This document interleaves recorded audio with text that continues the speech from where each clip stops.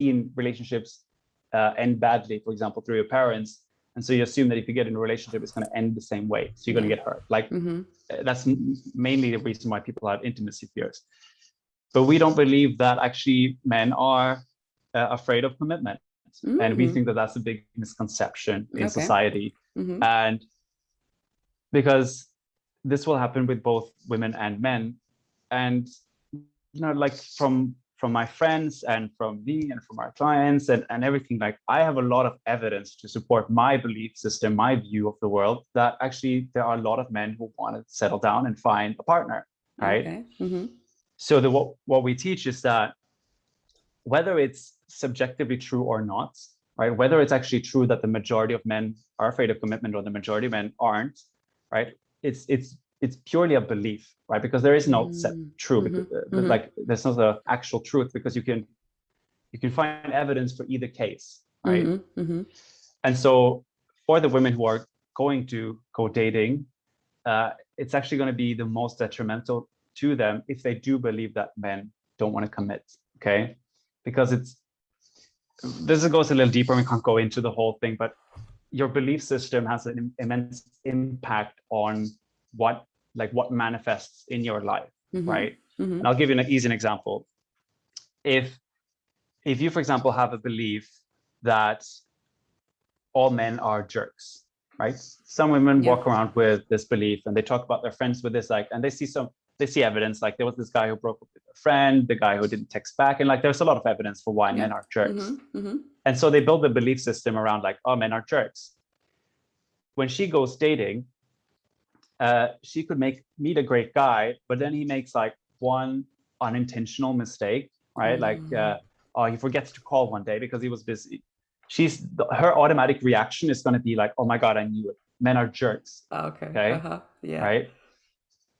While on the other side of the kind of story, it's like if you had a different belief, right? Like if you actually believed like actually most men are very good people, but you know, they make mistakes, right? Like if that's your belief, right? Like most men are good people. I believe that most people are good people. And so if someone were to, then if she would go on a date and then he made the same mistake, exact same event happened, her reaction would be so different because her interpretation of that event would be that, oh, he made a mistake. I can forgive him for that. Yeah. And so self-sabotage in a relationship is very common, and it comes from our belief system, right? If we believe, and this can go very deep, but it's the same with if you believe that men don't want commitment, you're going to show up in a relationship already expecting the guy to not want commitment, or you're going to go for men who don't want commitment because that's what you're already expecting. So you're actually going to go for men who don't want commitment because that's what you see in people. And even if he does want commitment, you might behave in a certain way that pushes him away from commitment because maybe you're expecting it too much, or you're trying to force it too much because you're afraid that if you don't force it, then he's not going to want commitment, right? So, but it all stems from what your belief system is. So we believe that if you just work on your beliefs, that's why we say inner growth, right? Like if you work on your beliefs, then you'll grow into the person who can hold the space for this just to naturally unfold and have that healthy relationship.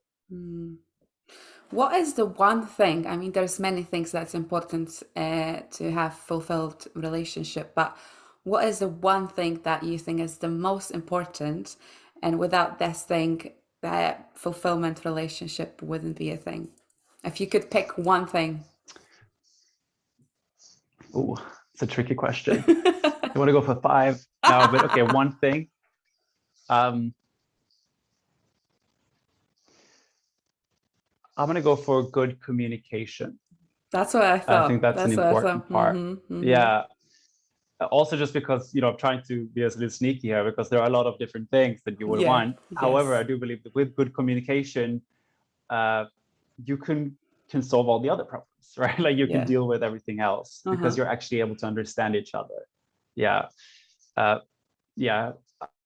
We said one thing, so I'm going to stick. I was so tempted to go on, but like I'm going to say one thing. I'm going to stick with one thing. Great. That's what I thought, because people give each other like silent treatment or they expect someone to read their mind, like why are they mad, like what happened, like people do a lot Hmm. of that kind of things, or even like self-sabotaging relationships. That all comes back to communication. So I think that good communication is really, really important, is a key to healthy Yeah, relationship. Why people can get over their ex, absolutely. why people come back to their exes, why people are obsessed with their exes, why why people do that to themselves. Yeah, yeah, this is a good question, and it's not necessarily we wouldn't call ourselves experts on this, Uh-huh. this whole like dealing with an ex situation. So we're probably not the best people to ask this question to. Mm-hmm. But from our understanding, we touched on this a little bit in the beginning in terms of it's a similar of how, first of all, obviously, let's normalize the process of that.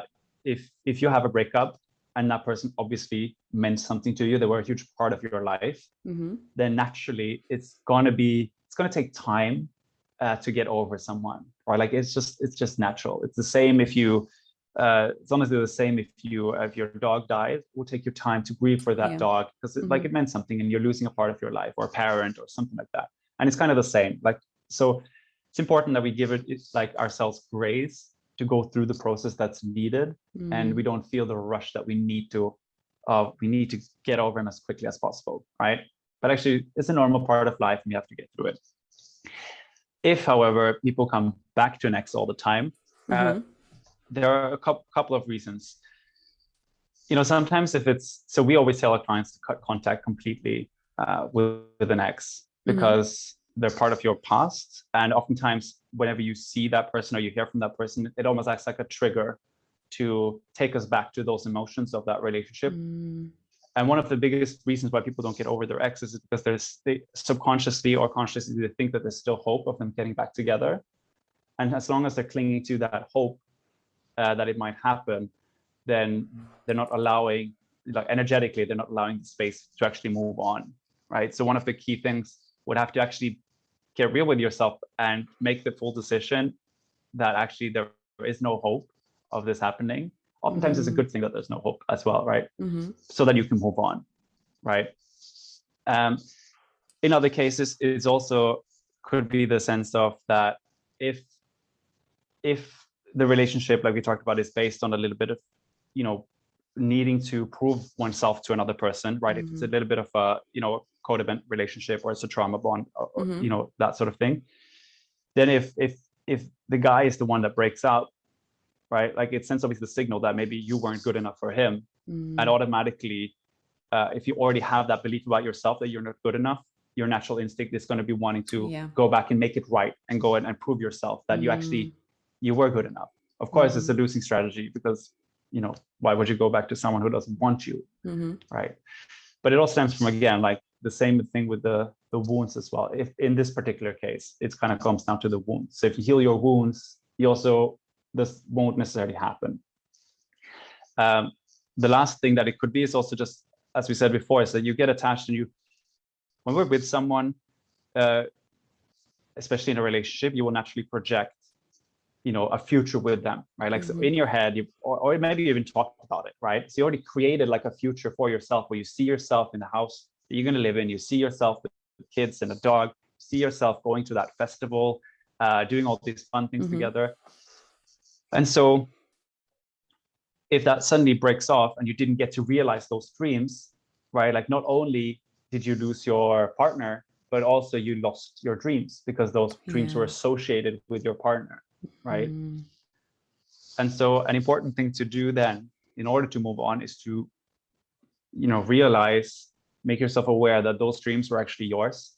Mm. They don't belong to this other person. So Mm-hmm. you can still go on the festival with, alone or with your friends or with your next partner. You can have a house and a family with the future partner. So it doesn't belong to the other partner. It doesn't belong to your ex, but it belongs to you because it's still your dreams. Mm. So that's kind of one of the things that people get stuck in a lot as well. Mm. That's very true. Yeah, we see that term a lot. I've seen that term a lot recently all over social media. Alpha female, and alpha females are usually singles because there is a belief that success. It's harder for successful women to find partner who's not intimidated by her success. Do you think that's true? I think it's true that they find it harder, but not because it is harder, but because they make it harder. Okay. So this comes down to, and this is a kind of a deep topic, we kind of explore it fully here, but in terms of some men will be maybe intimidated by success, but that comes down to their ego. But most men, healthy masculine men, they won't be intimidated by success. However, they can be intimidated by that alpha female energy, right? So there's a big difference between a very successful lawyer who is still, when she goes dating, she's still soft, she's still warm, she's still welcoming, right? A guy, even if she's the most successful lawyer, a guy will never find that intimidating. However, a guy will find it intimidating if she behaves with the same energy that she does, in court, right? Like where she's strict, she's trying to prove him wrong, she's asking a lot of questions, it's all very strict and harsh, very business formal. With that energy, a guy will be put off by that. They will be intimidated by that energy. And this is a concept that we teach. It's the dynamic between the masculine and the feminine energy. And so the reason why these alpha females, high achievers, we call them successful high achievers, why they potentially struggle with this is because they are embodying too much of their masculine energy in their love life. Are you with me? It froze. Yeah, you're with me. Okay. I can hear you. Yeah. Perfect. So they're embodying too much of their masculine energy because that's what brings them success in work, right? Like in our society and at work, like this masculine energy, which is essentially the doing energy, the getting stuff done energy, the one that where you use to strategize and plan and analyze and all of these different things, like that's what gets you ahead in the corporate world, right? And in business. That's kind of the energy that in our society we reward a lot in when it comes to kind of work and career. And then obviously they try to bring that same energy into their romantic life, right? Like so they are the ones who they are used to just kind of planning and getting stuff done, right? Like so they are the ones, they plan a date, they decide where they go, they just organize and they do all of these different things. Again, being in this planning, doing energy, and most men will naturally and biologically want to be more of the doer, right? Because that's kind of historically what men have done for thousands and thousands of years. And so it's often a clash, right? Because men would want to be in that energy. Men will often feel useless in that sort of relationship, right? Because their natural role is to like they want to feel like they're useful in a relationship. And so it's just that clash of energy that causes them to have such a hard time. But it's not their success. You can find successful women can easily find a man, but they will attract a masculine man by embodying more of their feminine, which doesn't mean that you put on a lot of beautiful dresses and red lipstick. Just means that you're soft and you're welcoming and you're warm. Like essentially what it comes down to. Wow, I feel like we could be like talking about dating, love, and relationship forever because there's so many things to talk about. I'm sure we could. Yeah. We can make another episode though. My last question to you today is what was your biggest struggle? That might be dating, love, relationship, any area of your life. Okay.